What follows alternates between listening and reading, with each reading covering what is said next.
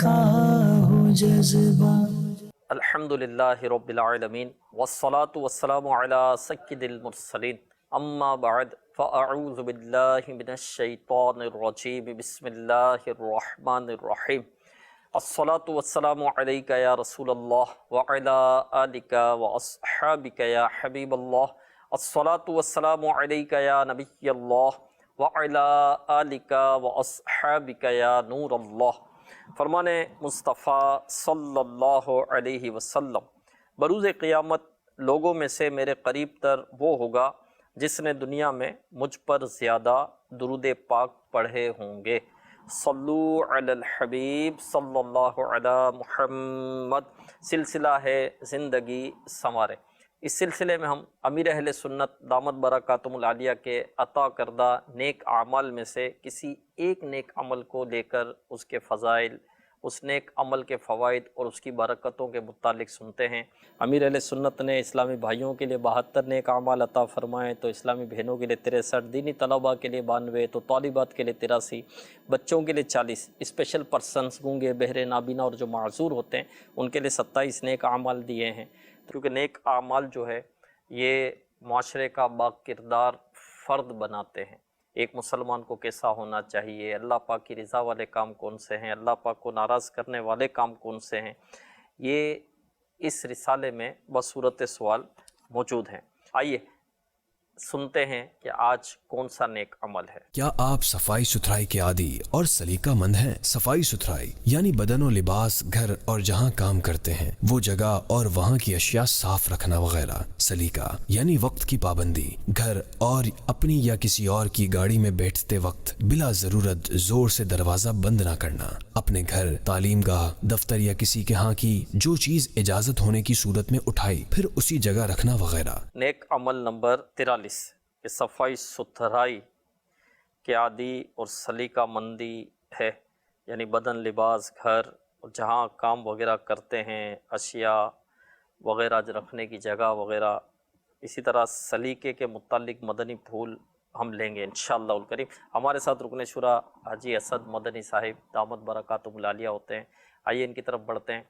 सफाई सुथराई, सलीका मंदी, तो पहले अगर कुरान और हदीस से हमें सफाई के मुतालिक कुछ आप मदनी फूल अता फरमाएं। हमारा दीन इस्लाम तो है ही साफ़ सुथरा। अल्हम्दुलिल्लाह, अल्हम्दुलिल्लाह, साफ़ भी है, साफ़ करने वाला भी है। अल्हम्दुलिल्लाह रब्बिल आलमीन।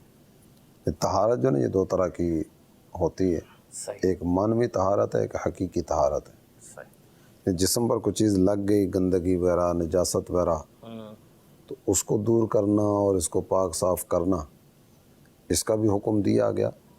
और मानवी तहारत ज़ाहिरी तौर पर कोई गंदगी नहीं है, सही, लेकिन शरीयत मुतहरा हुक्म देती है कि अपने आज़ा को धो लो। ज़ाहिरी तौर पर कोई गंदगी नहीं है। ठीक है। तो दोनों तरह के अहकामात हमारे दीन ने हमें दिए। मैं इब्तिदा तो करूँगा सय्यदुल अंबिया ताजदार अंबिया सल्लल्लाहु ताला अलैहि व आलिहि वसल्लम की ज़ात गिरामी से कि हमारे आका सल्लल्लाहु ताला अलैहि व आलिहि वसल्लम की ज़ात इंतहाई नफीस तरीन ज़ात है। नफासत किसे कहा जाता है ये देखना हो तो सरकार अली वक़ार सल्लल्लाहु ताला अलैहि व आलिहि वसल्लम की मुबारक ज़ात को देख लिया जाए। नफीस तरीन शख्सियत होने के बावजूद इनका रब इनको इरशाद फरमाता है वसियाबका फत्तहिर, अपने कपड़े पाक रखिए। बावजूद इसके कि वहाँ गंदगी का तसव्वुर ही नहीं है। तो इससे आप अंदाज़ा कर सकते हैं कि हमारे दीन को सफाई और सुथराई और तहारत और पाकीज़गी कितनी पसंद है। अल्लाह ताला जल्ल जलालुहू ने कुरान पाक में अपने पसंदीदा बंदों का तज़किरा भी किया है ना, जिनसे मोहब्बत करता है उनका बयान भी किया है, जिन्हें अल्लाह ताला जल्ल जलालुहू पसंद नहीं फरमाता उनका तज़किरा भी किया है। तो दो मकामात तहारत के ताल्लुक़ से मैं पढ़ना चाहूँगा। एक मकाम पर इरशाद हुआ इन्नल्लाह युहिब्बुत तव्वाबीन व युहिब्बुल मुतत्तहिरीन, बेशक अल्लाह ताला बहुत ज़्यादा तौबा करने वालों को पसंद फरमाता है और तहारत इख्तियार करने वालों को पसंद फरमाता है। इस्लाम की सबसे जो पहली मस्जिद है ना वो मस्जिद कुबा शरीफ है मदीना तैयबा में। लमस्जिदुन उस्सिसा अला तक़वा, जिसका तज़किरा कुरान में किया गया, ये वो मस्जिद है जिसकी बुनियाद तक़वा पर रखी गई है। इस वादी में वो लोग रहते हैं जो तहारत को पसंद करते हैं। واللہ یحب المطہرین، اور اللہ طہارت کو اختیار کرنے والوں کو پسند فرماتا ہے۔ سبحان اللہ۔ تو یہ وادی قباء والوں کا تذکرہ بھی کیا گیا اور طہارت اختیار کرنے والوں کی بات بھی کی گئی۔ آپ نماز کی طرف بڑھنے والے کو اگر دیکھیں، جو نماز ادا کرنے کا ارادہ کرتا ہے، تو ظاہری طور پر جسم پر اگرچہ نجاست وغیرہ کچھ بھی نہیں ہے، یعنی وضو ٹوٹا ہے نا، تو وضو ٹوٹنے سے جسم ناپاک تھوڑی ہوا ہے، ٹھیک ہے۔ لیکن ارشاد فرمایا گیا یا ایھا الذین آمنوا اذا قمتم الی الصلاۃ فاغسلوا وجوہکم وایدیکم الی المرافق وامسحوا برؤوسکم وارجلکم الی الکعبین۔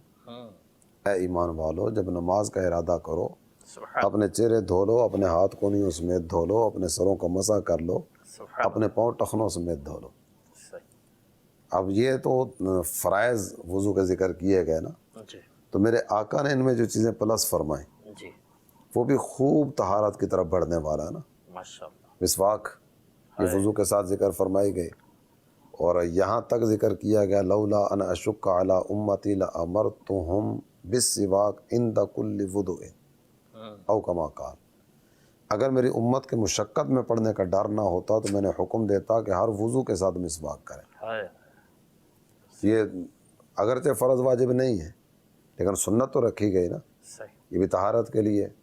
اب 3 کلیاں کرو، جب کلی کی بھی کیفیت ذکر فرمائی گئی کہ کیسی ہونی چاہیے، یہ خوب مبالغے کے ساتھ، منہ کے ہر کونے ہر کھانچے میں پانی پہنچ جائے، یہ بھی طہارت کے لیے۔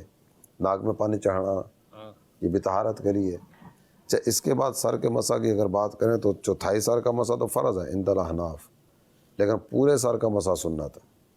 صحیح۔ تو ایسے ہی بعض دیگر جگہیں جس طرح یہ کونیوں سمیت یہاں تک دھویا، کونیوں سمیت ہو گیا، کونی یہاں ہے، یہ کونی سے کچھ بڑھ گیا، لیکن اس میں بھی مستحب رکھا گیا کہ مبالغہ کرے، پاؤں میں بھی اسی طرح ہے۔ تو یہ جتنا بھی اضافہ ہے یہ سارے کا سارا کیا ہے؟ طہارت ہی تو ہے۔ اچھا، اس کے بعد آگے اگر دیکھتے ہیں نا تو اللہ تعالیٰ جل جلالہ نے فرمایا وَإِن كُنتُمْ جُنُبًا فَطَّهَّرُوا، اگر حالت جنابت ہو تو غسل کرو۔ صحیح۔ یہ وضو کا حکم بھی دیا گیا، غسل کا حکم بھی دیا گیا۔ اچھا، اس پر مزید اگر دیکھیں تو وَإِن كُنتُم مَرْضَىٰ أَوْ عَلَىٰ سَفَرٍ أَوْ جَاءَ أَحَدٌ مِّنكُم مِّنَ الْغَائِطِ أَوْ لَامَسْتُمُ النِّسَاءَ فَلَمْ تَجِدُوا مَاءً فَتَيَمَّمُوا صَعِيدًا طَيِّبًا فَامْسَحُوا بِوُجُوهِكُمْ، وضو کی حاجت ہے، غسل کی حاجت ہے، اب پانی نہیں ہے تو تمہارے ذہن سے وہ طہارت والا جو تصور ہے وہ ختم نہ ہو جائے۔ ختم نہیں ہونا چاہیے۔ واہ، پانی نہیں ہے نا، تیمم کرو۔ طہارت حاصل کرو۔ متبادل ایک دے دیا گیا کہ صحیح۔ طہارت کی طرف بڑھنے کا جو ذہن ہے وہ تمہارا بنا رہے۔ اچھا، یہ کہنے کے بعد جو اگلی بات ذکر فرمائی گئی ہے وہ ہے ما یرید اللہ لیجعل علیکم من حرج۔ یہ جتنی باتیں ہیں نا کہ وضو کرو، غسل کرو، وضو کرو، غسل کرو، تو یہ اس لیے نہیں ہے کہ اللہ تعالیٰ جل جلالہ کسی تکلیف کا ارادہ فرماتا ہے کہ تم کسی تکلیف میں مبتلا ہو جاؤ، ولیکن یرید لیطہرکم، لیکن اللہ ارادہ کرتا ہے کہ وہ تمہیں پاک، صاف اور ستھرا کر دے۔ ہائے ہائے۔ یہاں بھی وہ طہارت والا اور صفائی ستھرائی والا تصور۔ اچھا، وضو علی الوضو، ایک آدمی کا وضو ہے، وہ وضو پر وضو کرتا ہے، صحیح۔ تو وضو پر وضو کرنا، اس میں بھی باقاعدہ سے بعض جگہوں پر تو ترغیبات بھی دی جاتی ہیں کہ وضو پر وضو کر لیں۔ جب بعض مواقع اس طرح کے ہیں جن مواقع پر غسل رکھا گیا، فرض اگرچہ نہیں ہوا صحیح۔ لیکن غسل سنت ہے، جیسے جمعۃ المبارک کا غسل، ٹھیک۔ عیدین کا غسل، جی۔ بعض دیگر مواقع بھی ہیں کہ اس موقع پر غسل حاج احرام۔ تو جی۔ احرام باندھنے سے پہلے ہے، یا دیگر کئی اور مواقع ہیں جن میں ذکر کیا گیا، تو غسل جمعہ سنت ہے۔